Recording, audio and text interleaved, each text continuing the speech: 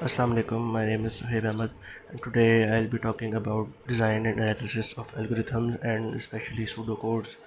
हम इस बारे में बात करेंगे कि जो हमारा ए लेवल और ए एस लेवल में जो एल्गोरिथम्स और सूडो कोड्स वगैरह हम पढ़ते हैं, प्रोग्राम्स पढ़ते हैं, प्रोग्रामिंग कोडिंग वगैरह पढ़ते हैं, तो उसको हम किस तरह से सीखते हैं कि क्या उसमें स्टेप बाय स्टेप हम चीज़ों को लेके चलते हैं।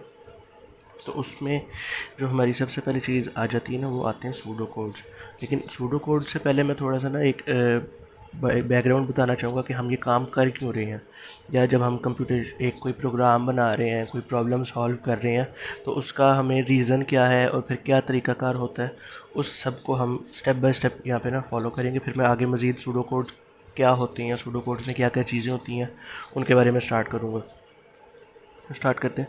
तो सबसे पहले ये कुछ ना कॉन्सेप्ट्स हैं, कुछ थियोरेटिकल चीज़ें हैं जो ना माइंड में होना बहुत ज़रूरी है।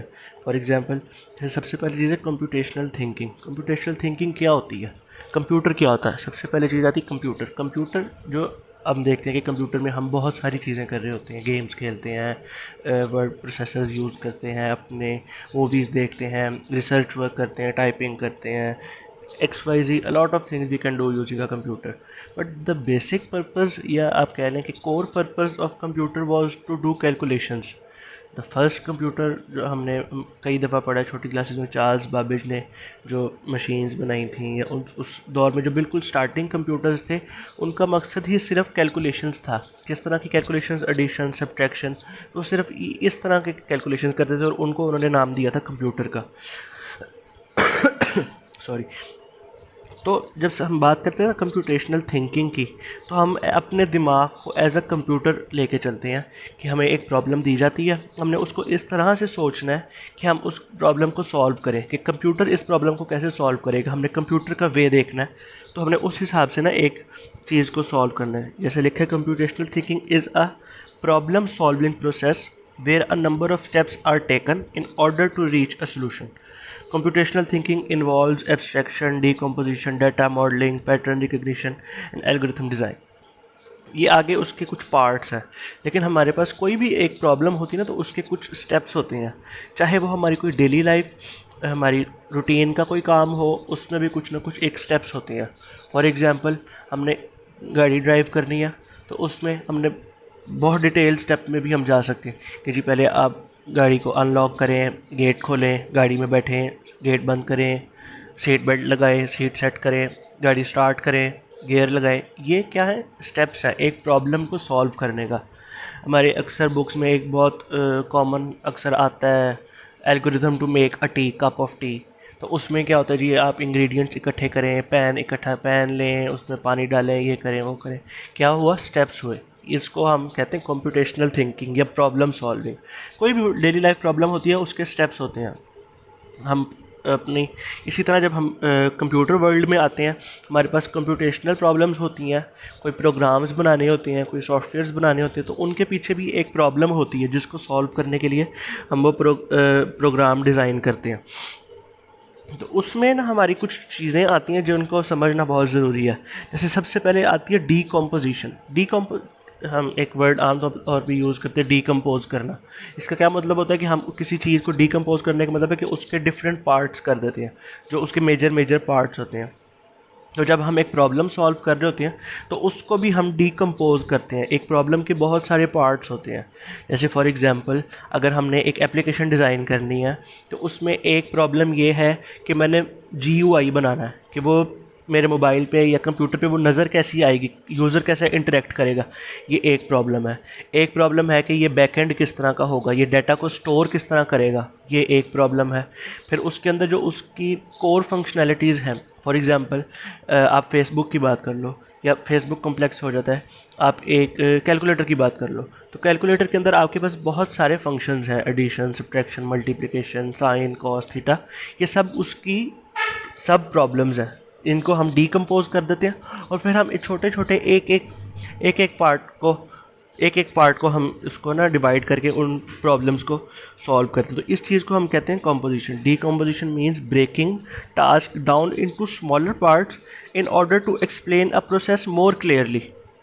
मैं एक कैलकुलेटर डिज़ाइन कर रहा हूँ, तो मैं उसमें सबसे पहले मैं डिज़ाइन उसको बताऊँगा कि इसका फ्रंट एंड किस तरह का होगा, फिर मैं उसको बताऊँगा कि इसका बैक एंड में प्रोसेसिंग किस तरह हो रही होगी, आया मैं स्विच स्टेटमेंट यूज़ कर रहा हूँ, मैं फंक्शन कॉल्स यूज़ कर रहा हूँ, ये चीज़ें हम आगे जाके पढ़ेंगे। तो इस तरह से हम चीज़ को ना एक्सप्लेन करने में आसानी हो जाती है। This led us to structured programming using procedures and functions with parameters.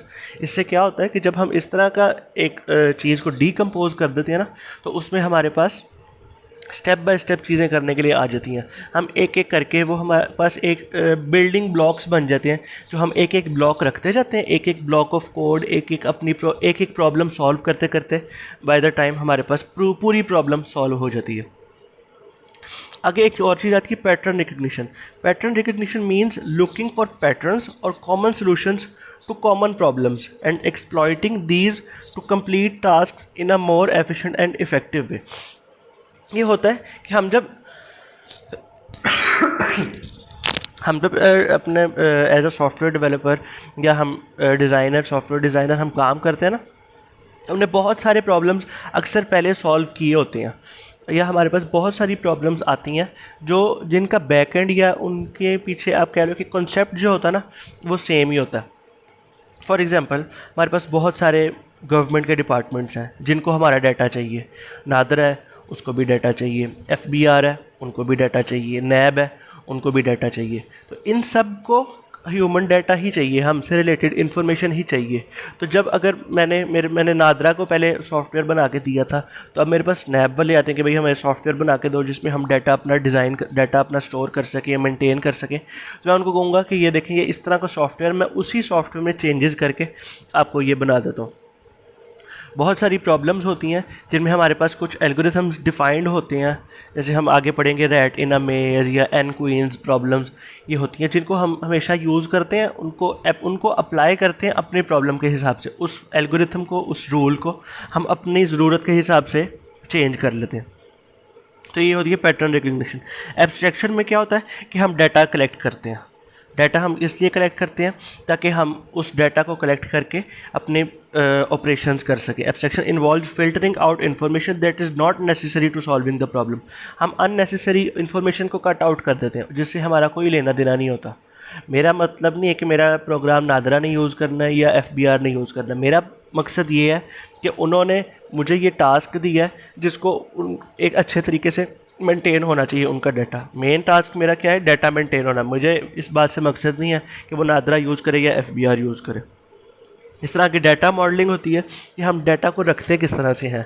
हम कंप्यूटर है हमारे पास, जब हमारे पास फिज़िकली डाटा होता है हम उसको फाइल्स में रखते हैं या टेबल्स की फॉर्म में रखते हैं। और जब हमारे पास कंप्यूटर बेस्ड डाटा हमने स्टोर करना होता है तो उसमें हमारे पास डिफरेंट मॉडल्स होते हैं, डिफरेंट मेथड्स होते हैं। फॉर एग्जांपल हमने सिर्फ एक बच्चे के स्टूडेंट्स के नेम्स रखने हैं, तो हम उनकी एरेज बना सकते हैं। एरे क्या होती है हम आगे पढ़ेंगे। इसके अलावा अगर हमने मज़ीद इसको डिफ़ाइन करना है कि एक स्टूडेंट है, उसके पास अपना नाम भी है और उसका मज़ीद डाटा है, तो हम उसकी 2D एरे भी बना सकते हैं। ठीक है, आगे आ जाता है एल्गोरिथम डिज़ाइन, जो हमारा मेन मकसद है, जो मेन हमारा टॉपिक है। उसमें ये है कि एल्गोरिथम बनाने के ना हमारे पास डिफरेंट मेथड्स होते हैं, या एल्गोरिथम डिज़ाइन करने के 3 बेसिक स्टेप्स होते हैं। एक होता है स्ट्रक्चर्ड इंग्लिश लैंग्वेज, जो हम इंग्लिश लैंग्वेज लिखते हैं, बोलते हैं, पढ़ते हैं, सुनते हैं, उन्हीं वर्ड्स को यूज़ करके हम ना अपनी प्रॉब्लम का स्टेप बाय स्टेप एक्सप्लेन कर देते हैं। जो सूडो कोड्स होती हैं उनको हम, उनमें कुछ हमारे पास कीवर्ड्स होते हैं। A way of using keywords and identifies to describe an algorithm without following the syntax of a particular programming language. हमारे पास प्रोग्रामिंग लैंग्वेजेस होती हैं, उनके सिंटैक्सेस होते हैं, लेकिन हम उनको फॉलो नहीं करते। हमारे पास बस कुछ कीवर्ड्स होते हैं, जैसे फॉर, नेक्स्ट, टू, इस तरह से इफ़ एंड, इस तरह के कीवर्ड्स होते हैं जिनको हम यूज़ करके अपना सूडो कोड लिखते हैं। इसके बाद आते हैं फ्लो चार्ट्स। फ्लो चार्ट्स हमने छोटी क्लासेस में भी पढ़े होते हैं, यहाँ पे आगे एएस लेवल में भी हम पढ़ते हैं कि हम उसी प्रॉब्लम का ना एक फ़्लो बनाते हैं कि डाटा आएगा, यहाँ पे डाटा चेक होगा, अगर वो डाटा ठीक है तो आगे प्रोसेसिंग में चला जाएगा, प्रोसेसर से आउटपुट आएगी, आउटपुट ठीक आएगी तो हम यूज़र को दिखा देंगे, अगर डाटा ठीक नहीं था तो वो दोबारा इनपुट लेगा, इस तरह से।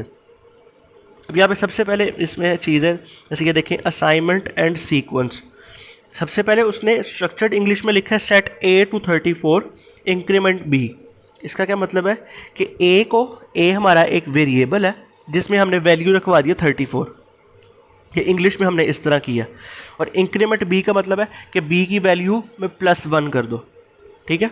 वही चीज़ जब हमने आगे सूडो कोड में लिखी है तो वो 2 की जगह और सेट की जगह सिर्फ हमने लिखा है ए एरो टूवर्ड्स ए एंड और उसकी वैल्यू ए इक्वल टू, इसका मतलब है ए इक्वल टू 34 या ए को value give this value to A, 34 चला जाए ए के अंदर। आप इसको किसी भी तरह से समझने के लिए पढ़ सकते हो। और फ्लो चार्ट है उसमें हम एक एक स्टेप का अलग अलग ब्लॉक बनाते हैं कि this is a two 34 increment b, ठीक है। उसके बाद आ जाता है सिलेक्शन स्ट्रक्चर। सिलेक्शन स्ट्रक्चर होता है कि जब हमने कोई कंडीशंस लगानी हो कि आइदर दिस वे और this way, either do this और आइदर डू दिस। इसमें हम मल्टीपल पाथ्स भी रख सकते हैं, either do this, either do this, either do this. For example हमने रखा कि एक ऐप है उसमें हम स्टूडेंट से पूछ लेते हैं कि वो मेल है या फीमेल है, ताकि जब भी हमारा आगे टेक्स्ट आए वो हिज और हर के डिफरेंस के साथ आए। तो हम उसको क्या कहेंगे कि जी पहले सिलेक्ट करो, select your gender, his her.